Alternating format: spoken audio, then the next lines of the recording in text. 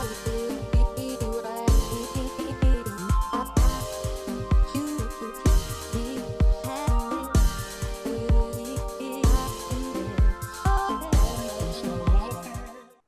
pozdrav, drage dame, cenjeni gospodje. Moje ime je Matej Golob, jaz sem danes povezal tale dogodek, da bo šlo takoče, da bomo vsi imeli čim več od tega.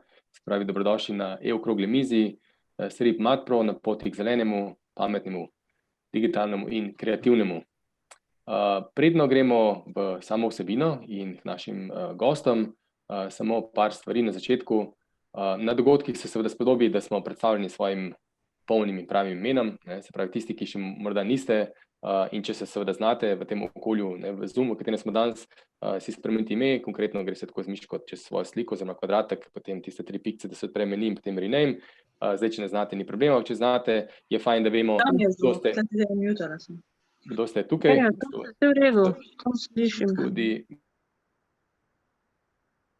Zdaj sem tudi mene mutal. To so pač te stvari, na kateri smo že malo navajeni, na kateri se še navajamo na takšne in drugačne okolja, tako da probamo, da ne motimo konference, pa seveda, da smo lepo poimenovani, kot sem govoril, zaradi tega, ker vmes bo morda kakšen komentar, kakšno vprašanje, tudi napišite noter v chat, in je fajn, da vemo, od koga to je, plus da vemo, kdo je tukaj. Trenutno kaže nas je 33, kar je kar taka fajn udeležba. Druga zadeva, mogoče ste opazili, tole danes se snema, tako da tisti, ki ste morda neobčutljivi na to, pa nočem, da se vas snema, potem samo izklopite video, sicer ta dogodek se snema in bo potem tudi uporabljen v skladu z promocijo in komunikacijo stvari, ki jih počne GZS in SRIP MatPro. Omenil sem vmes, seveda, če je kakšen komentar ali pa kakšno vprašanje za naše govornike, sicer ne bomo imeli prav veliko časa za to, ampak vseeno kakšno mogoče vzamemo, napišite ga kar v chat. Chat je spodaj, imate en gumbek in potem samo napišete komentarje pa vprašanje za kakšenkoli od naših govornikov. Zdaj, ozadje današnjega dogodka sta seveda dve zadevi. Eno je Evropska industrijska strategija, ki gre v smer pametno in digitalno, hkrati tudi nizkoogljično, se pravi climate neutrality, kot piše tukaj, in seveda z roko v roki tudi Evropski Green Deal, ki ima seveda globalni cilj za ogljično nevtralnost do 2050. In to seveda ne more iti brez tega, da se tudi industrija transformira. Na te teme imamo danes 6 res super govornikov, super gostov, ki bojo osvetlili vsak svoje področje, hkrati pa tudi seveda, kako se ta področja povezujejo, da lahko čim bolj uspešno naredimo to transformacijo.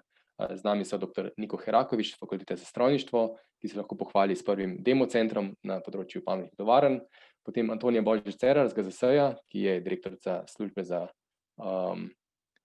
varstvo okolja na GZS-ju, potem dr. Eva Boštjančič z Filozofske fakultete, ki se že dolgo časa ukvarja z psihologijo dela in organizacij, in pa potem seveda nepogrešljivi vodje fokusnih področij SRIP MatPro, to so dr. Bojan Podgornik z Inštituta za kovinske materialne tehnologije, dr. Jožef Medved z Naravoslovno-tehnične fakultete in pa dr. Andrej Križan z Kemičnega inštituta. Kot rečeno, vsak od njih bo seveda osvetlil svoje področje, na katerem deluje, hkrati bo pa rdeča nit celotnega današnjega dogodka ravno to, kako čim bolj povezovati med sabo vsa ta področja, kako zgraditi mostove, kako najti sinergije, da bomo čim bolj uspešno naredili to transformacijo, hkrati v smer pametno digitalno, pa po drugi strani seveda tudi nizkoogljično, zeleno in pa seveda kreativno. S tem bi k besedi povabil kar prvega govornika, dr. Niko Herakovič z Fakultete za strojništvo. Ja, dober dan, vsem lep pozdrav, hvala za besedo. Ker sem prvi, je mogoče malo težje začeti, ampak bom probal. Namreč jaz nisem ravno z tega področja materiali, ampak z drugega področja, to so bolj pametne tovarne in nove tehnologije na področju industrije 4.0, kar pa ne pomeni, da se ne povezujemo oziroma se nekje tudi ne prekrivamo. Namreč, kot je že bilo rečeno, je ta rdeča nit povezovanje in glede na to, da je Evropska komisija sprejela ta dokument okrog nove industrijske strategije, kjer predvsem nekako govori o tem dvojcu, ekološko in digitalno. V tej smeri je treba razviti in to so dejansko veliki izzivi, s katerimi se tudi mi spopadamo. In poskušamo nekako doseči to povezovanje vseh deležnikov na tej poti. Namreč veliko je podjetij, ki želijo in rabijo dobiti neka nova znanja, in veliko je ponudnikov na drugi strani, ki pa tudi ta znanja in pa neke kompetence ponujajo. In tu je bilo že nekaj kar narejenega tudi v Sloveniji, se mi zdi, sprejeta je bila pametna specializacija, na osnovi te pametne specializacije se je kar dosti začelo dogajati. Razpisani so bili nekateri razpisi in tukaj recimo bi jaz izpostavil tistega, ki je bil zelo pomemben, se mi zdi nekako, vsaj kjer sem tudi jaz sodeloval, ali pa moja ekipa, ne samo jaz, ko rečem jaz, pomeni cela moja ekipa, ne, z fakultete za strojništvo, v laboratoriju Lasin. In to je bil projekt GoStop oziroma program GoStop, ki je bil relativno velik program in se mi zdi, da se je prvič zares po dolgem času zgodilo, da so se začeli povezovati določeni deležniki, tako na tisti strani, kjer bolj iščejo neka znanja in pa potrebe, kjer imajo potrebe po novih tehnologijah, in pa tudi na drugi strani tisti, ki ponujamo. In rezultati so res odlični, tako da se mi zdi, da je to bil en velik preboj narejen. Žal se ni potem, ko smo zaključili, se zaenkrat ne nadaljuje na tej osnovi, ampak so pa drugi razpisi, recimo zelo dober tak razpis, ki je pomenil veliko povezovanja na to temo in pa prenosa znanja, digitalizacije v industrijska okolja, je tudi demo piloti. Tudi na tem področju so se združili tako na eni strani tako podjetja, kot tudi ponudniki storitev. In tudi tu se mi zdi, je velik korak bil narejen naprej. Pa še SRIP-i, ne, to je treba omeniti, zdaj smo na SRIP-u MatPro, tudi jaz sodelujem v drugem SRIP-u, to je tovarne prihodnosti. Vsak SRIP ima verjetno neke vertikale in horizontale in recimo, če govorimo o SRIP-u tovarne prihodnosti, imamo kar nekaj vertikalnih verig vrednosti, 8, in potem imamo tudi 6 horizontalnih tehnologij, ki grejo ne samo skozi naš SRIP, ampak skozi vse ostale SRIP-e. Med njimi je sigurno eno od te so informacijske komunikacijske tehnologije in potem je tu še upravljanje pa vodenje podjetij, krmiljenje celotnih tovarn in podobne zadeve, ki so zelo pomembni, pa še druge seveda. Zdaj, kaj bi pa tu mogoče izpostavil eno zadevo, ki pa je mogoče premalo povezana ali pa izpostavljena pri vseh teh povezavah, to je pa logistika. O logistiki nihče kaj dosti ne govori, ampak v vseh teh področjih, tako tudi na področju razvoja materialov, proizvodnje tehnologije, kjer se novi materiali proizvajajo, je v vsakem primeru veliko tudi logistike. In to je tisto, kar se mi zdi, da smo nekoliko pozabili tudi v slovenskem okolju oziroma v tem delu, kjer se nekako nahajamo. Je pa zdaj ta strategija evropska sigurno postavila kar nekaj izzivov, recimo en tak velik izziv, o katerem se že dolgo sicer pogovarjamo, prehod iz linearnega v krožno gospodarstvo. To pomeni vsaj nekaj zelo pomembnih sprememb v mišljenju tudi. V prvi vrsti rabimo neko transparentnost, sledljivost izdelkov, sledljivost tehnologij, procesov, da vemo, kaj se dogaja. Tu je potrebno, potem seveda imamo veliko podatkov, če to želimo narediti. Če imamo veliko podatkov, govorimo o velikih podatkih, big data, jih je treba na nek način analizirati, ker seveda človek tega ne zmore, rabimo umetno inteligenco v ozadju in to je tudi eden od velikih izzivov, ki se počasi zdaj razširja in se mi zdi, da se tudi vedno bolj nekako začenjamo zavedati, koliko je to potrebno. V Sloveniji imamo na tem področju, smo v samem vrhu v svetu, če rečemo gostota ali pa število strokovnjakov z področja umetne inteligence na določeno število prebivalstva. Tako da z tega vidika imamo velik potencial, ki ga je treba izkoristiti. Ampak ko zdaj gledamo to povezljivost, če izhajam zdaj čisto iz mojega področja, z našega področja, to pomeni pametne tovarne. Mi smo uspeli narediti v preteklih letih, postaviti tudi demonstracijski center Pametna tovarna in preko tega prenašamo to znanje v obliki izobraževanja in pa tudi v obliki različnih projektov, ne kot celota, ampak lahko tudi parcialno te tehnologije v industrijo. Zaznavam pa tudi določene probleme in to so razumevanje na drugi strani mogoče. Podjetja, predvsem majhna in srednja podjetja, ki želijo uvajati nove tehnologije in pa recimo digitalizacijo, da tako rečemo, tako kot jaz to razumem, da to vsak tudi po svoje razume, kaj pomeni digitalizacija, bi nekako imajo občutek, da vse poznajo, ne? In to je tista mogoče ena težava, ta trenutek, da vsi mislijo, da vse poznajo in da to ni nek večji problem. Potem, ko se pa treba lotiti, je pa to večji problem. Je treba točno vedeti, na kak način se lotiti, kako začeti digitalizirati procese, recimo spraviti v digitalno okolje, virtualno tovarno, postaviti neke digitalne dvojčke, umetno inteligenco v ozadju, ki bo vse to skupaj povezovala.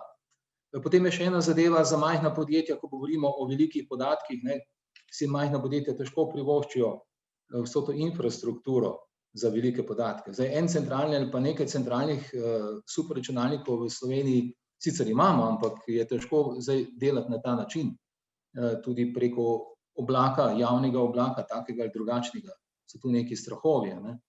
Tako da tu bi bilo treba bolj, se mi zdi, v smeri edge computinga, to pomeni distribuirani sistemi, ki zahtevajo manjše investicije in je to tisto, kar je za majhna podjetja nekako zelo zanimivo.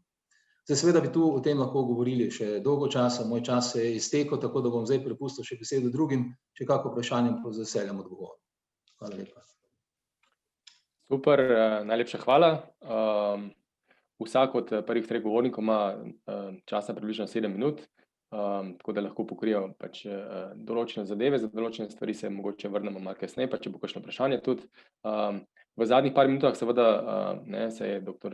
Niko Heraklič že taknil krožnega gospodarstva, ki je seveda ena od stvari, mimo katere ne moremo, če hočemo do cilja 2050 brezogljične družbe, kar nas vodi seveda na zeleno področje in bi povabil k besedi kar Antonijo Božič Cerar z GZS-ja, da osvetli to področje in seveda navezavo tega področja z ostalimi, ki jih danes pokrivamo. Ja, vsem bi želela dober dan. Slovenska industrijska strategija govori o premiku k zelenemu, pametnemu in kreativnemu. In če pogledamo vse te vidike, vidimo, da so vsi med sabo odvisni in neločljivo povezani. O zelenem govorimo že kar nekaj časa, že več kot 30 let je, odkar smo začeli govoriti o trajnostnem razvoju. Takrat si nismo znali prav dobro predstavljati, kako bo potekal ta trajnostni razvoj. Saj nismo imeli orodij. Vedeli smo le, da je potreben in nujen. Z razvojem digitalne, aplikativne tehnologije, novih materialov in tudi vse večjo oskrbo z obnovljivimi viri energije, pa postaja pot k trajnostnemu razvoju vse bolj jasna na podlagi tako krožnega gospodarstva in ohranjanja virov za naše zanamce.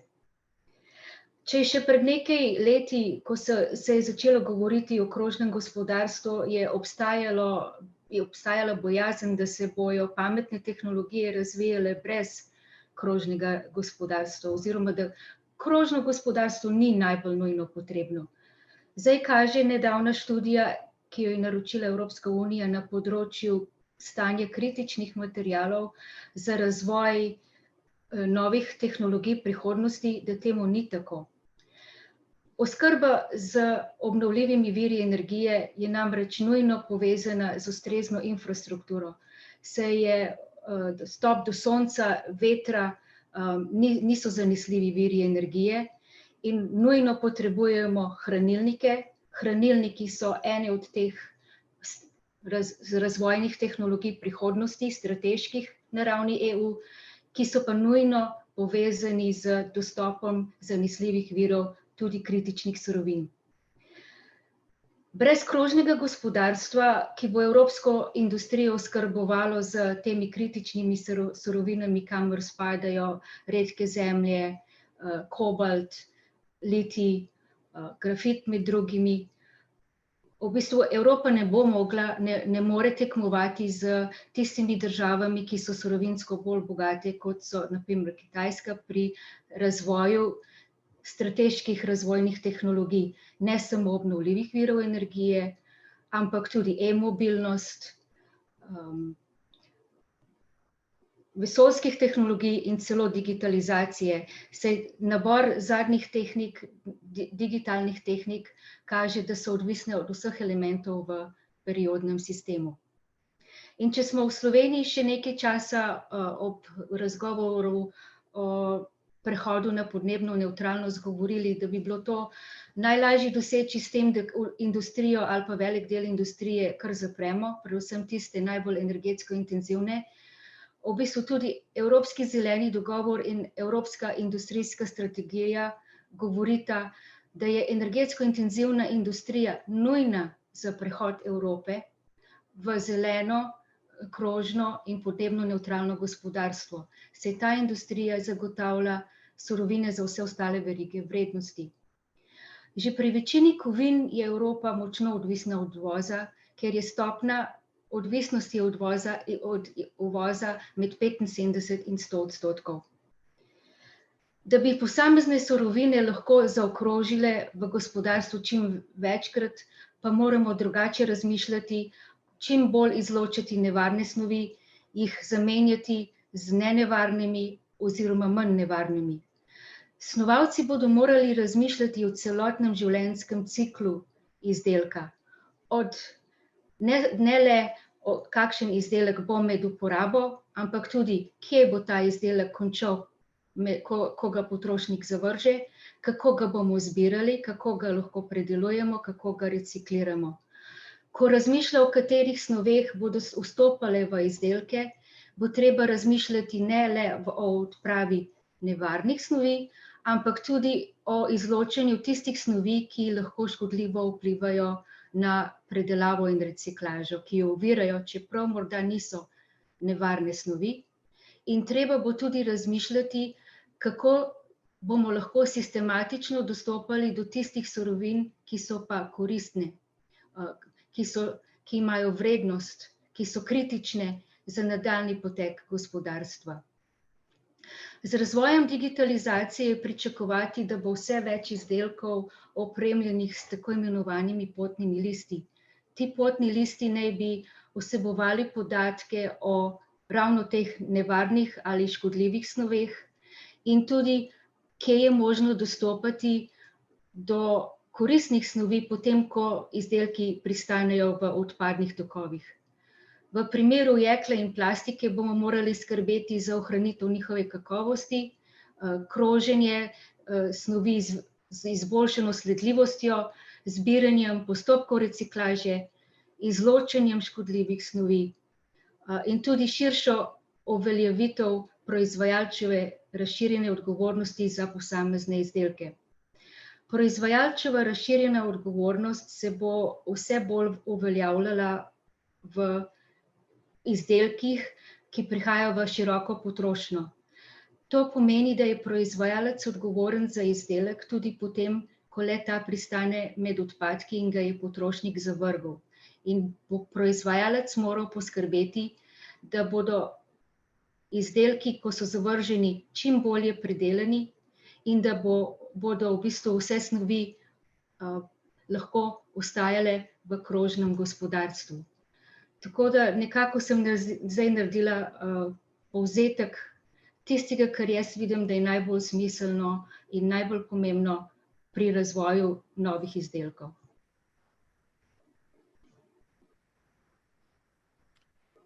Hvala lepa, Antonija Božič-Cerar.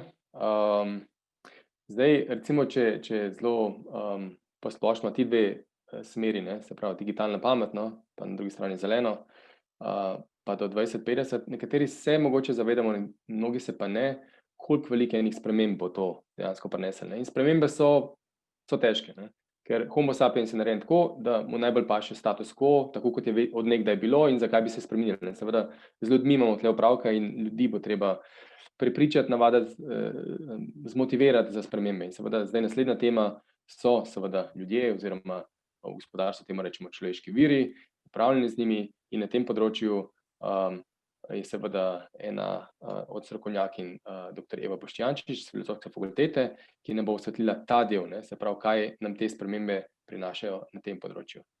Dr. Eva Boštjančič.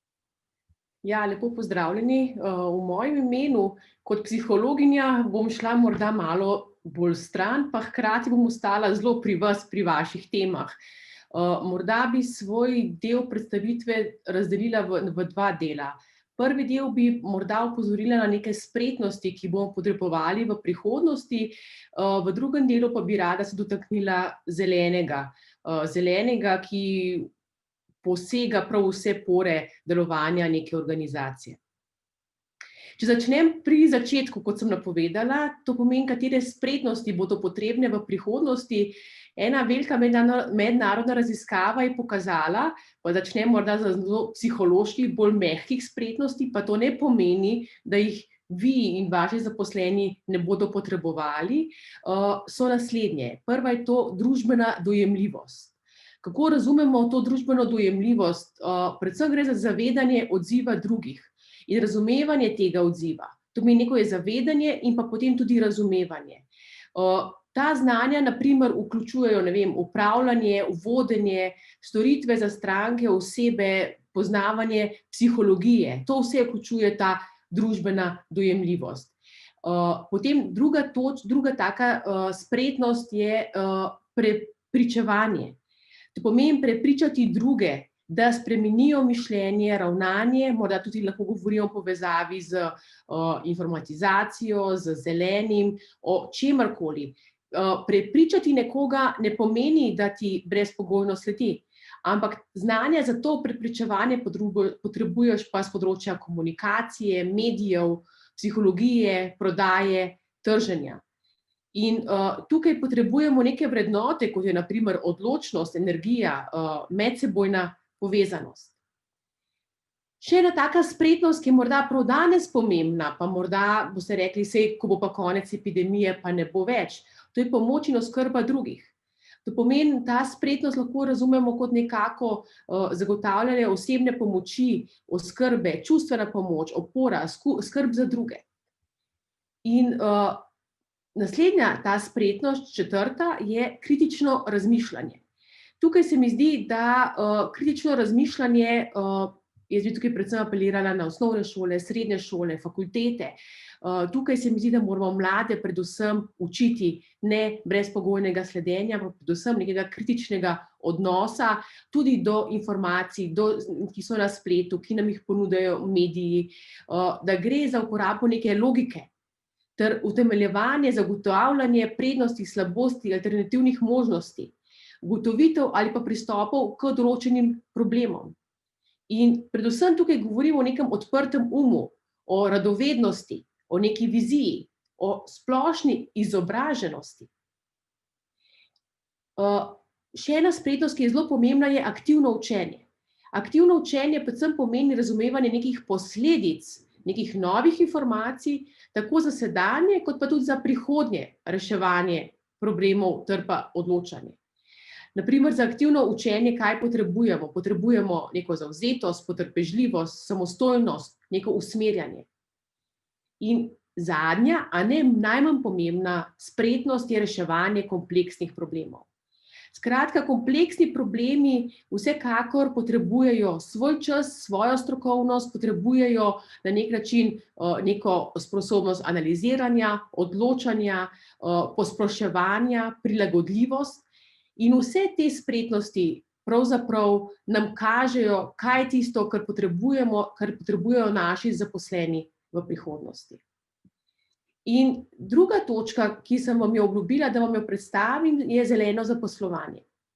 Zeleno zaposlovanje ne pomeni, da postavimo našega zaposlenega v pisarno, ki ima okrog in okrog zelene rože, ali pa da jim damo mu zeleno podlago in že zaposlujemo zeleno, ampak gre za uporabljamo neke okolju prijazne prakse v organizacijah z namenom zaposlovanja ekološko ozaveščenih in nekako motiviranih naših zaposlenih, ki lahko tudi oni s svojimi dejanji in pa svojim znanjem pripomorejo k zelenemu delovanju podjetja. Skratka, gre za celosten problem ali pa za celosten izziv, kot raje uporabljam. In na eni strani govorimo lahko o blagovni znamki, zeleni blagovni znamki delodajalca, s katero se predvsem ukvarjajo vodje kadrovskih služb in direktorji. Lahko govorimo o zelenih koristih za zaposlene, kot na primer subvencije za električne in hibridne avtomobile, avtobusne vozovnice, izobraževanje na tem področju. Dostop do zelenih storitev za zaposlene. naprimer neke članstva v določenih klubih, brezplačno lokalno sadje, prigrizki, dostopni v pisarnah. Iščemo lahko tudi opisi zelenih delovnih mest, to pomeni, kako v določenih opisih najdemo neke kompetence, spretnosti, sposobnosti, ki so povezani z zelenim vedenjem, in pa seveda zopet ne najmanj pomembno ekološko delovno okolje. Tukaj lahko kot primer dobre prakse lahko navedem podjetje A1, ki je že pred leti vse svoje smetnjake dalo ven iz pisarn zaposlenih in so oblikovali tako imenovane zelene otoke, kjer zbirajo in na ekološki način rešujejo oziroma ločujejo odpadke in s tem na nek način ta negativna energija, ki naj bi jo odpadki proizvajali, ostaja na hodniku, ne pa v pisarnah, kjer je delovno mesto. Toliko z moje strani, bom pa zdaj tudi delila z vami v chatu še do spletne informacije, ki jo pripravljajo naši študentje o zelenih delovnih mestih. Če bo kogarkoli kaj več zanimalo, pa priporočam branje. Hvala lepa.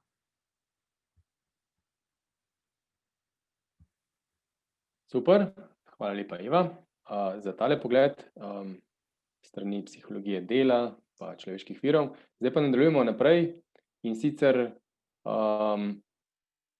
bomo vključili zdaj vse tri vodje fokusnih področij SRIP Matro, se pravi dr. Bojan Podgornik, dr. Jožef Medved, dr. Andrej Kržan, ki bomo imeli skupaj na voljo cirka 20 minut, da bojo vsak svoje področje predstavili, pa seveda, kot že rečeno, rdeča nit je, kako se stvari povezujejo, da lažje dosegamo vse te cilje v smeri pametnega, digitalnega in seveda zelenega oziroma krožnega gospodarstva. Tako da vodje SRIP Matro, področji, beseda je vaša. Najlepša hvala. Mogoče bom jaz kot vodja tega kovinskega stebra začel. Mogoče malo z drugačne strani, malo kam dejansko so usmerjena fokusna področja v tej novi perspektivi. In sicer na področju kovinskih materialov so raziskave usmerjene predvsem razvoj čistejših, tako imenovana ultra čistih jekel in zlitin, ki omogočajo načrtovanje in pa konstruiranje z manjšimi varnostnimi faktorji in s tem prihranek na materialu in teži. To gre tako, da za izdelavo novih visoko produktivnih orodij kot samih konstrukcijskih elementov za prenos gibanja in pa moči. Drugo področje so visoko trdnostna jekla, predvsem za področje avtomobilske in transportne industrije, kjer se želijo proizvajalci jekel po teži približati recimo aluminijevim zlitinam in omogočiti zmanjšanje teže vozil ter s tem manjšo porabo goriva oziroma električne energije, kadar govorimo o električnih pogonih. Tretje področje so zlitine za zahtevne aplikacije, predvsem visokotemperaturno obstojne zlitine in zlitine odporne na agresivne zunanje vplive, ki omogočajo višje izkoristke pri dobivanju električne energije. Na drugi strani je proizvodnja aluminija, te se bo bolj detaljno dotaknil profesor Medved, kolega. Omenim pa le dvoje. Tudi industrija aluminija se želi bolj približati jeklu, prvič doseči 100% reciklabilnost in drugič povečati trdnost aluminijevih zlitin ob nizki teži, kar bi seveda omogočilo zmanjšanje dimenzij profilov.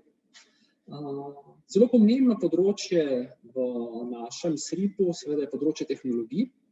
Na tem delu je največji poudarek na aditivnih tehnologijah, tako imenovanem 3D tisku kovin, ki omogoča prihranek materiala, maksimalno zmanjšanje teže ob minimalnem odpadku ter izdelavo izredno kompleksnih struktur in izdelkov. Na drugi strani seveda se povečuje potreba po modeliranju, predvsem modeliranju procesov izdelave materialov in komponent.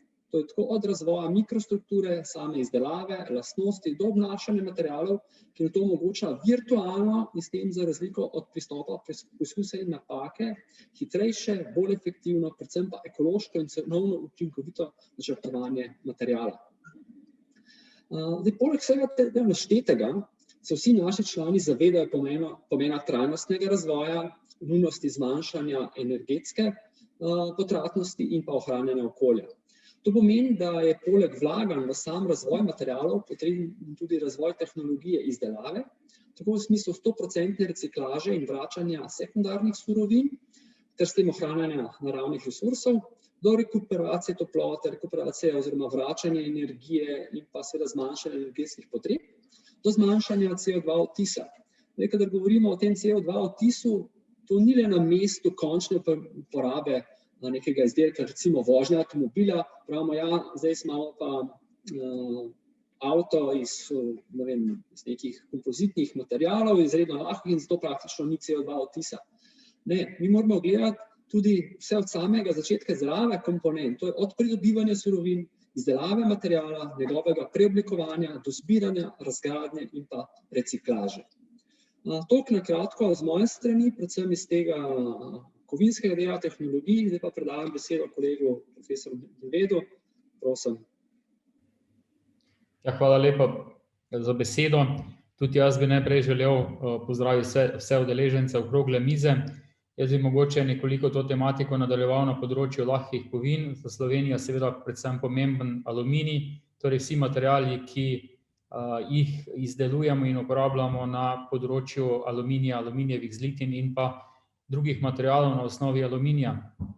Trend porabe vseh kovinskih materialov je v porastu in to se dogaja že vso zgodovino v bistvu uporabe kovinskih materialov. Če pogledamo samo aluminij, je ta trend približno 4 do 6% letno. Mogoče letos zaradi krize, zaradi zmanjšane porabe nekoliko manj, vendar vseeno govorimo o porastu.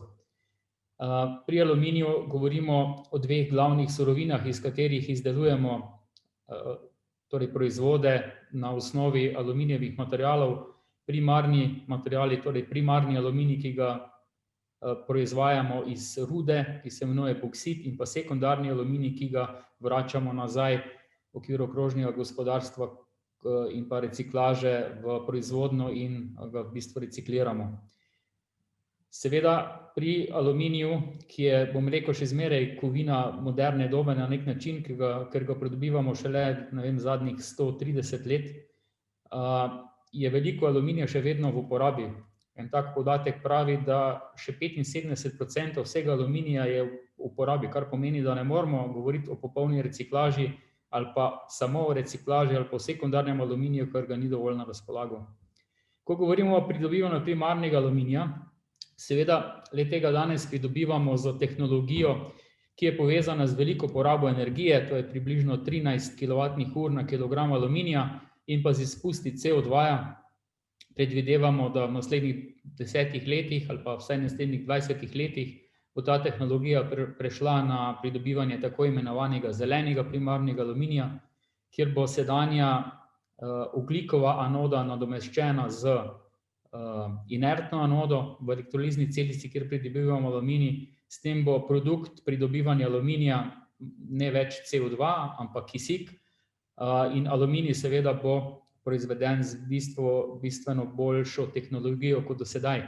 Seveda, taka sprememba tehnologije zahteva čas in zahteva kar veliko naporov.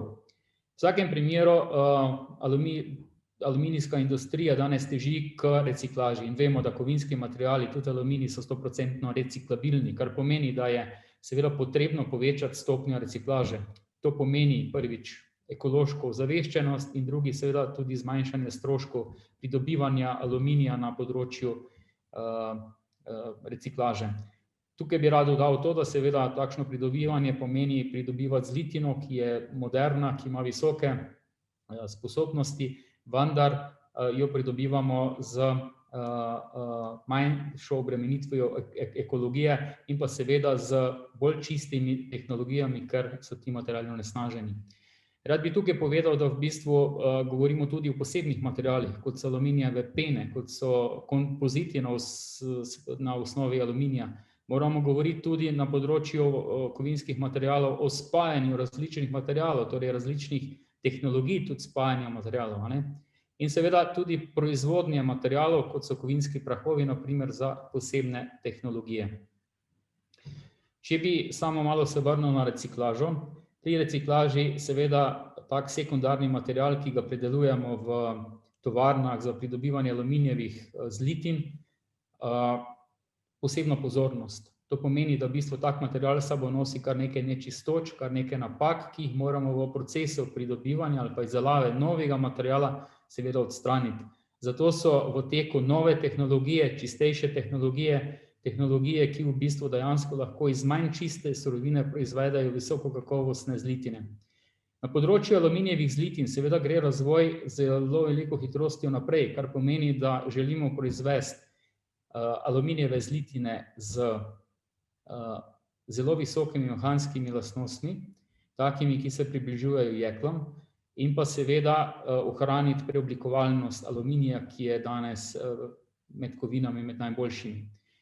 In to seveda se ukvarjajo na celem svetu, predvsem za področje transporta, to pomeni ne samo avtomobilske industrije, ampak tudi predvsem letalske, vesoljske industrije, tudi na področju pomorstva in pa za področje proizvodnje vlakov in pa drugih tirnih vozil. Pri posebnih materialih bi seveda rekel, da proizvajamo danes aluminijeve materiale, torej ali pa materiale, kompozitne materiale na osnovi aluminija z različnimi utrjevalnimi delci. Seveda pa vsi vemo, da tukaj se pojavlja določen problem reciklaže teh materialov, zato ker v bistvu takšni dodatki aluminiju potem v nadaljnji reciklaži predstavljajo določene težave, ki danes še niso povsem razrešene. Seveda pa s takim materialom posegamo v področje zelo lahkih materialov. Aluminij sam po sebi oziroma zlitine je lahek material, kar pomeni tudi korozijsko obstojen material, kar pomeni, da zmanjšana teža seveda manj obremenjuje okolje, predvsem v transportnih sredstvih, in pa s tako dodatno zmanjšano težo seveda še bolj prispevamo k trajnostnemu razvoju in pa prihodnosti trajnostnega razvoja. Pri aluminiju bi rad še povedal nekaj kratkih besed, kar se tiče dekorativnega smisla, ki se ga mogoče tudi znotraj SRIP-a do zdaj nismo prav veliko dotikali. Aluminij ali pa tudi druge kovine, predvsem lahke kovine, predstavljajo dekorativni element v našem okolju, v katerem živimo, kar pomeni, da v bistvu polepšamo s tem našo okolico in tudi damo, ne vem, zgradbam, damo prevoznim sredstvom in vsem drugim stvarem okrog nas neko, bi rekel, večjo težo. In tukaj aluminij kot tak in pa zlitina in pa tehnologija, kako lahko plemenitimo površino, pomeni material, ki je v bistvu material prihodnosti. Omenil bi še aluminij kot lahek material, ki se v veliki meri uporablja za pakiranje. Seveda tukaj vidimo veliko prihodnost na tem področju, zato ker je taka embalaža seveda popolnoma reciklabilna. V Sloveniji tukaj moramo narediti še nekaj ukrepov. Ti ukrepi bodo predvsem na področju zbiranja sekundarnih surovin, tudi sekundarnih surovin na področju pakirnih sredstev. Mi na evropskem nivoju trenutno smo še tam nekaj čez 80% teh surovin zberemo. Najboljše države jih zberejo 99%, kar pomeni, da nas čaka tukaj seveda najprej zbiranje in potem uporaba takega materiala. Bi še omenil eno stvar, ki se mi zdi pomembna za celotno področje materialov, in sicer to je veriženje. Mi lahko proizvajamo zelo dobre materiale, kovinske materiale z visokimi mehanskimi lastnostmi, korozijsko odporne, dekorativno sprejemljive, vendar jaz mislim, da naš namen ni proizvodnja osnovnih materialov, ampak naš namen mora biti veriženje, kar pomeni, da bomo tudi v Sloveniji iz teh materialov, ki jih znamo proizvesti, izdelali sklope, če ne že celotnih izdelkov. In se mi zdi, šele takrat bo ta veriga, proizvodna veriga zaključena. In se mi zdi, mi lahko govorimo o velikem izvozu materialov, torej govorimo o več kot 70, celo več kot 80% izvozu kovinskih proizvodov ali pa polproizvodov, ki jih delamo v Sloveniji. Bi si želel, da se ta procent zniža in da se poveča delež sklopov, in zato v bistvu bomo mogli vložiti kar nekaj naporov, da bomo to povezali. Še mogoče kratko človeški viri, brez človeških virov tudi tega napredka ne bo in tega ne bomo sposobni ne bomo sposobni peljati naprej v smeri, da bi bili konkurenčni drugim delom Evrope in pa sveta. Hvala lepa.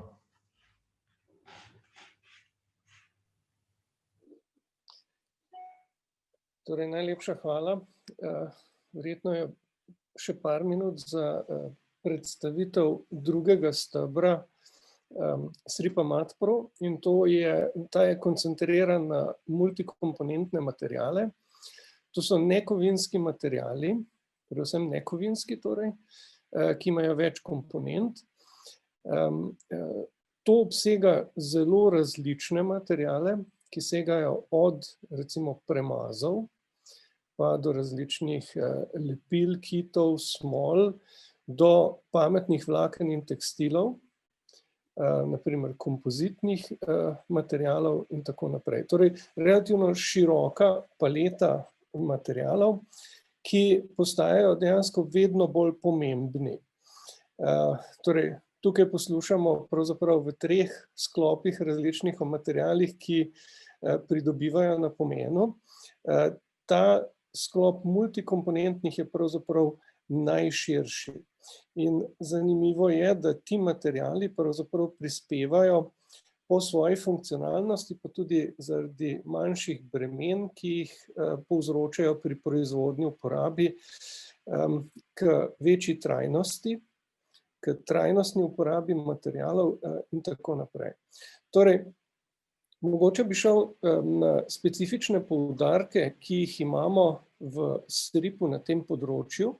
Torej, omenil sem področje premazov, ki je za slovensko industrijo pomembno in tudi izjemno močno razvito. Tukaj gre predvsem za prehode, torej k novim funkcionalnostim, naprimer k možnosti zgodnjega odkrivanja poškodb, potem k uporabi obnovljivih surovin za doseganje večje trajnosti, pa seveda tudi razmislek o sami reciklaži odpadkov. Potem zanimivo področje so pametna vlakna in tekstili. To so vlakna, ki bodo v prihodnosti vsebovala vedno več komponent, ki so lahko pasivne ali celo aktivne, oziroma tudi tekstili, torej vlakna in tekstili, z pasivnimi in aktivnimi vključki, ki povečujejo funkcionalnost, varnost, udobje. Naprimer, če si predstavljamo obleko, ki bo bolje kompenzirala temperaturne spremembe, katerim smo izpostavljeni, torej višja varnost, lahko nas ščiti pred določenimi vplivi, naprimer UV, ali nam izmeri, koliko UV smo prejeli in tako naprej. Torej, tukaj bo prišlo do velikih sprememb še na tem področju. Omenil bi posebej kompozitne materiale. Kompozitni materiali so očem pogosto skriti, predstavljajo pa zelo velik potencial in so tudi pomemben del v slovenskem gospodarstvu. Imamo namreč kar nekaj pomembnih proizvajalcev in tu bi se navezal na to, kar je omenil profesor Medved, veriženje oziroma proizvodnja sklopov. No, na področju kompozitov ne gre pravzaprav v določenih primerih samo za proizvodnjo sklopov, temveč proizvodnjo končnih izdelkov in celo končnih izdelkov v sektorjih, ki so izjemno konkurenčni, izjemno zahtevni in seveda prinašajo tudi zelo velike priložnosti, kot naprimer proizvodnja plovil, vozil in tako naprej. Tudi naprimer športnih artiklov, takšni izdelki. Na področju kompozitov smo trenutno zelo aktivni, ker načrtujemo pilotni center za kompozitne materiale, kjer bi radi preskočili primanjkljaj na področju kompozitnih materialov v akademski in raziskovalni podpori, do katerega je prišlo v desetletjih in se odraža tako na sposobnosti razvoja, kot tudi na sposobnosti priprave primernih kadrov za delo v tem sektorju.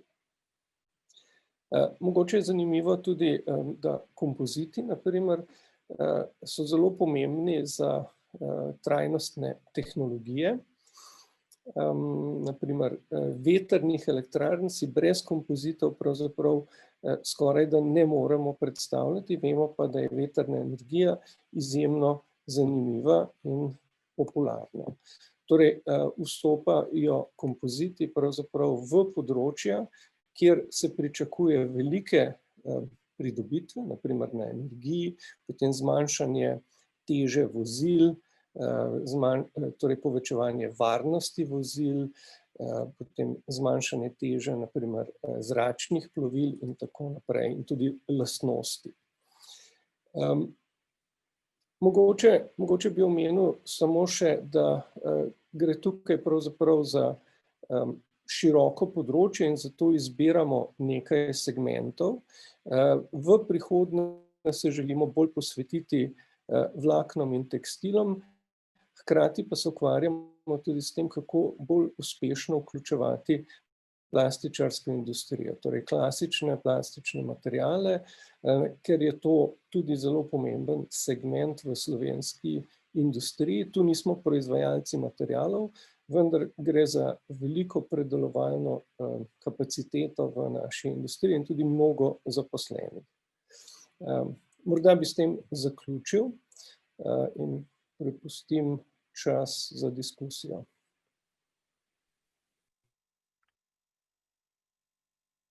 Hvala lepa, dr. Podgornik, dr. Medved in dr.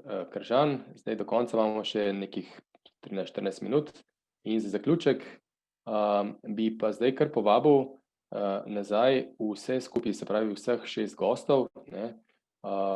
In sicer čisto za zaključek bi vas povabil, da zelo na kratko, se pravi v parih stavkih, vsak od vas imel približno 2 minutki na voljo, da poveste, kaj po vašem mnenju najbolj pomembno za uspešno sodelovanje teh različnih področij, ki smo jih danes pogledali. Pa mogoče, če začnemo kar isto, kot smo začeli tudi današnjo agendo, pa začnemo kar na vrhu, dr. Niko Herakovič, pa potem gremo po vrsti. Ja, hvala lepa za besedo.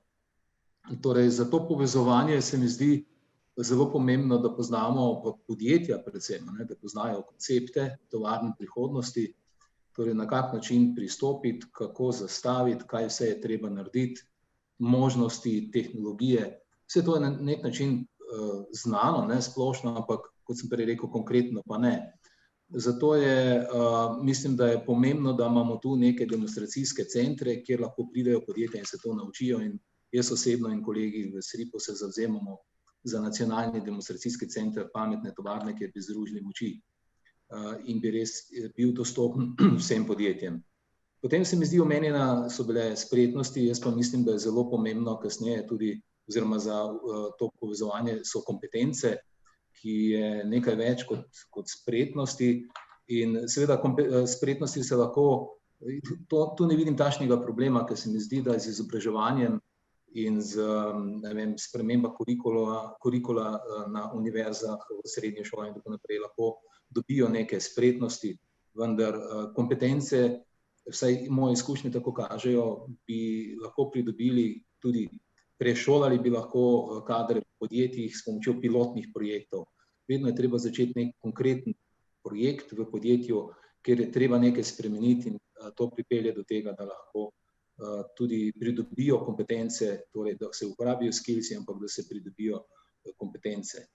Poleg tega pa se mi zdi, je potrebno tudi sofinanciranje države povečati na tem področju, brez neke velike birokracije, tako kot se to dogaja recimo v evropski iniciativi Vanguard, kjer se združujejo regije in vlagajo veliko denarja, potem DIHI, Digital Innovation Hubi v Evropi, tudi v Sloveniji imamo zdaj, mislim, da že 10, tudi omogočajo to povezovanje. Čisto zadnji stavek še, eno od teh stebrov strategije, industrijske strategije evropske je evropska digitalna suverenost. Tu sem rahlo skeptičen. 5G, potem razno računalniško podjetje in tako naprej so večinoma izven Evrope, tako da tu bo še kar veliko treba noter vložiti. Hvala lepa. Super, najlepša hvala za te zaključne misli in poglede. Naslednja Antonija Božič-Cerar. Hvala za besedo. Zeleno, pametno, ustvarjalno oziroma kreativno. Inovacije so ključne za uveljavitev krožnega gospodarstva. Ker smo imeli različnih delavnic po vrednostni verigi iz gospodarstva, so vsi ugotavljali, da je največje pomanjkanje v zaupanju in medsebojnemu sodelovanju. To se pravi odprto, transparentno sodelovanje, večja samozavest. In če pogledamo inovacije, tudi najbolj prebojne inovacije so nastale na obstoječih tehnologijah, obstoječem znanju in njegovi nadgradnji. To se pravi, da tehnologije, ki podpirajo zeleno in pametno, imamo, ko pa so na voljo tehnologije, pa obstaja samo čas, da se pojavijo posamezniki ali skupine, ki sodelujejo, da v bistvu te tehnologije povežejo na nove načine, da bi v bistvu razvijali nove tehnologije, nove modele in ustregali zahtevam in potrebam kupcev na trgu. Hvala. Hvala lepa za te zaključne besede in misli. Naslednja dr. Eva Boštjančič. Ja, kako sodelovati, predvsem se mi zdi, da je pomembna multidisciplinaren pristop. To pomeni, da je treba vključevati različne stroke, različne poglede, različne kompetence, hkrati pozabiti tudi na medgeneracijsko sodelovanje, ker zdi se mi, da včasih še vedno mlade na fakultetah premalo izkoriščamo njihov potencial, njihovo nezaprtost, nestrukturiranost in se mi zdi, da tukaj da je še veliko priložnosti. In kot psihologinja bom rekla, ne pozabiti na ljudi. Ljudje rabijo, kot je rekla moja predhodnica, predvsem okolje, kjer lahko vzpostavljajo neke odnose, ki so sodelovanje, zaupanje, ampak kreativnost pa ideje nastanejo pa tudi takrat, ko nam je dolg čas.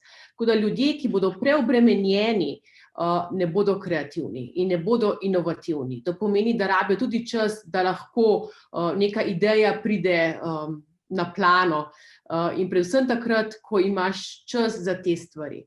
Toliko z moje strani. Hvala lepa. Še dr. Bojan Podgornik. Ja, hvala lepa. No, jaz bi tukaj nadaljeval.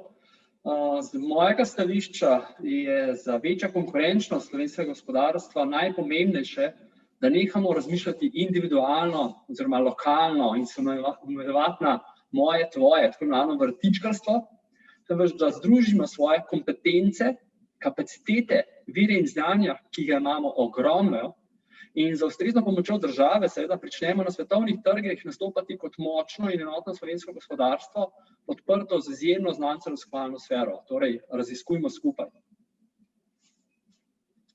Hvala lepa. Zelo spodbudne besede, takih si želimo.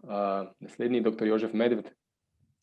Ja, v bistvu jaz lahko povzamem, ali pa ne moram povedati kaj bistveno novega. Namreč jaz sem si tukaj zapisal 4 take besede, ki mi na nek način predstavljajo, kaj je prihodnost, in sicer sem napisal znanje, povezovanje, sodobnost in pa timsko delo.